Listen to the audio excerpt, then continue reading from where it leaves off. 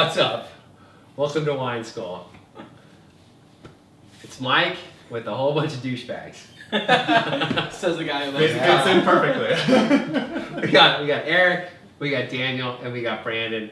What's up? And tonight, guys, we're gonna drink some Cornas. Woo! I know. So Yeah. I'm super excited about this. This is a wine that nobody really knows about, and it's crazy good. So I got to tell you the story of Cornas.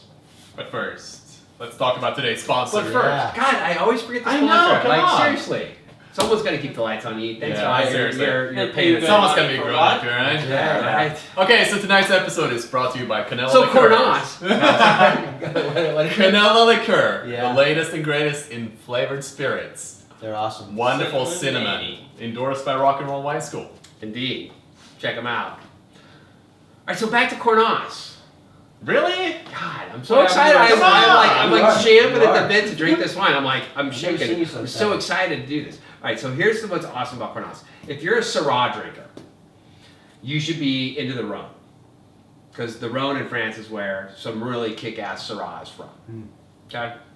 Now, in the Rhone's like a long valley. At the top of the valley is 100% Syrah.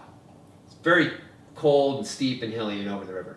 Bottom of the valley, it sort of widens out, and it's a lot hotter down there. That's where we get the Chateauneuf de Pops and the Côte Rôties, a lot of Syrah-based blends. They're hotter. It's a lot more high alcohol. You have this wind that blows down the length of the Rhone called the Mistral, which is icy cold.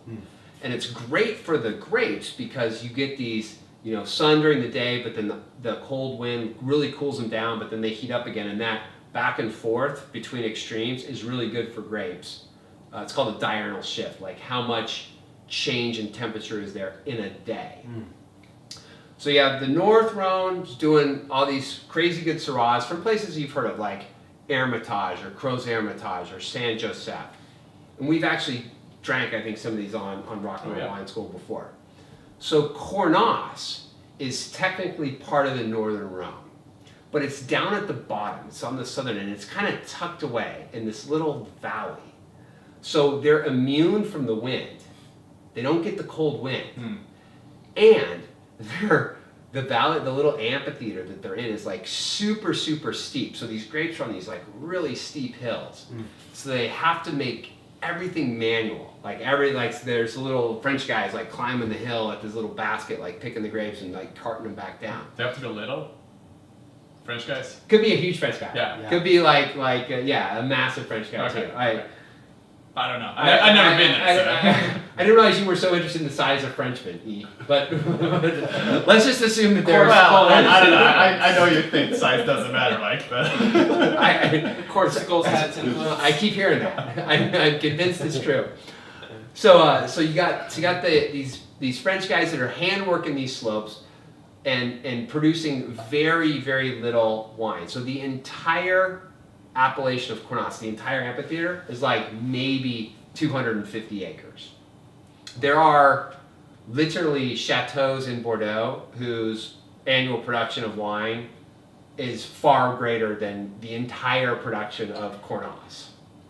It's very, very limited. It's small growers that are working things by hand, and they're not getting huge yields because they're in these high slope vineyards. But they make this Syrah that is incredibly unique, and it is one of those things where you drink it and you're like, oh, this is Syrah, but I've not had anything like this before. And so the rest of the Rhone, they kind of call it like the country cousin. It's like the redneck version of Syrah. It's kind of rustic, and it's not.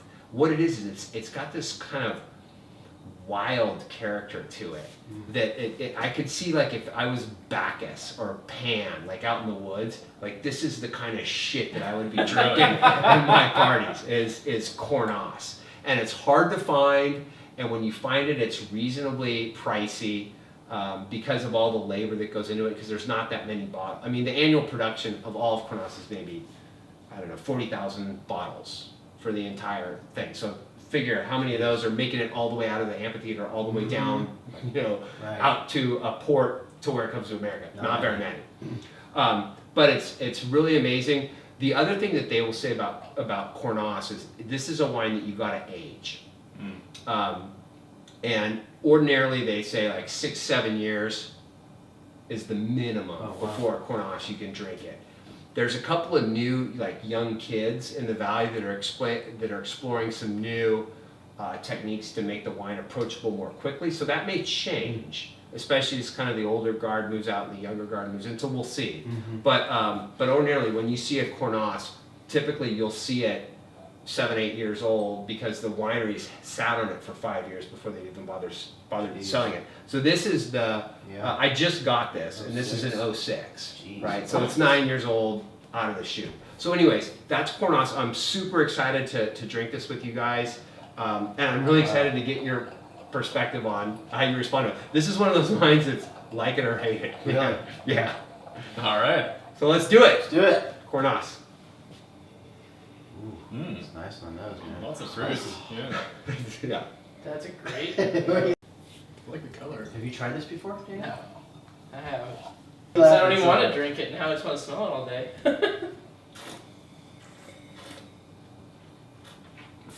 And we jump straight to the nose, but look at the color on this thing. This is really great. It's like this is like Welch's grape juice liquor-made purple. That's It's got like a lot of spice on grape it. Kool-Aid, man. Pepper for days. Good though. We've got Right? a rapist here. That's Yeah, That's right? what I like about Syrah. The pepper. Pepper? Yeah. This is. Oh God, I love Syrah. Jeez, pepper for days. You're right. It's still got pepper.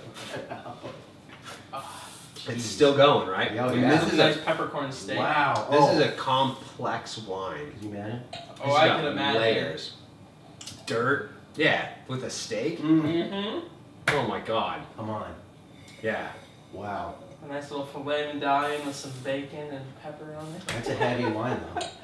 Yeah. You can take this down with some blue cheese too. Oh, I bet it would- yeah. I bet it would really Oh, easy. do some, because it's just so powerful. Oh. But you see what I mean about that kind of that wild, like Yeah. just sort of we're barely That is a great wine. managing. man. Yeah. You know, Mhm. there's no subtlety with this. No, this it's right in is your face. this E, is what the do you think? You're awfully WWE quiet over of there. Rhone. I love it. You like it? You love it. I love it. I love it too. This is good stuff right here. This is everything about a Syrah that I like in this. Yeah. In this. Right? Yeah, yeah. I do think some food though, like steak, Yeah, yeah, chocolate yeah, even would be yeah. really awesome. Chocolate Oh, would be Yeah. chocolate would be Yeah. fun. This is kind of big on its Yeah, own. yeah. It Yeah, you needs could get one something of to those go with. dark chili pepper chocolates. Hey, let's try it. As you Actually, drink out dark chili I pepper think chocolate. Daniel. I have some dark chocolate. This There with you the, go. red meat would be good. Let's try it with dark chocolate. See what happens. This is actually organic chocolate, so So we'll forgive it. it's not quite milk chocolate, but Not quite rock and roll. it's not. it's organic free range chocolate. That's so rock and roll. Here you go, B. Thank you, bro. B. Thanks. Wow. Daniel. Thank you. What is organic chocolate anyway? It's called twice the price. Yeah. Yeah, this little bar was $20. No way. Yeah. Oh wow. 4 times the price. Yeah, I mean. Geez, Works pretty well, yeah. works pretty damn well. Oh my god, it's good. Yeah, this is a. I think you gotta have a food with this one Yeah. for sure. But it's really good. Yeah, Really good. Cornas is one of those wines that, like, every time I see it, Mm-hmm. I get it. Yeah. Because you just don't run into it that often, and it never disappoints. It's always like this. Mm. Now, obviously, there's good producers, bad producers. How There's many some, producers do you think there are?